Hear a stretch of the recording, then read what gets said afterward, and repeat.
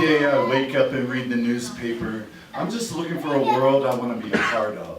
I'm looking for the shades of gray between the lines of black and white, but my eyes are still too blurry in the morning twilight, just trying to remember what the last color of dawn was.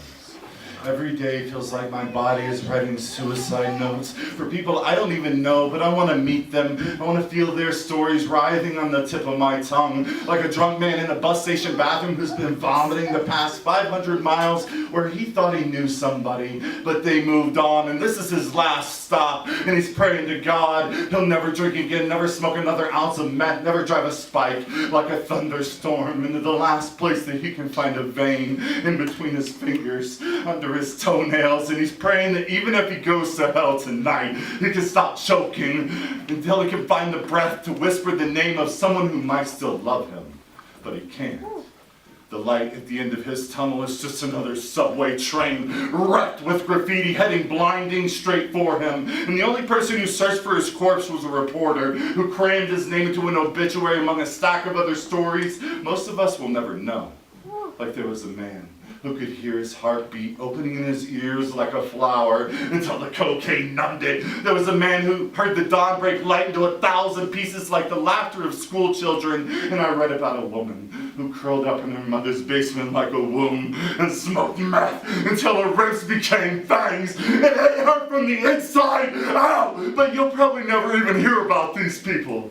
And most are just another byline in a great newspaper as I sat drinking coffee, sobering up from the night before when I was too busy trying to get drunk to really get to know you. But I guess I never wanted to hear your life story, just find out who you really are. If you had a gun in your face, would you hand over your wallet and run? Or would you spit on that motherfucker like it was your last poem, like your breath was a hammer, forging the words of your last love letter? I'd probably run for my life.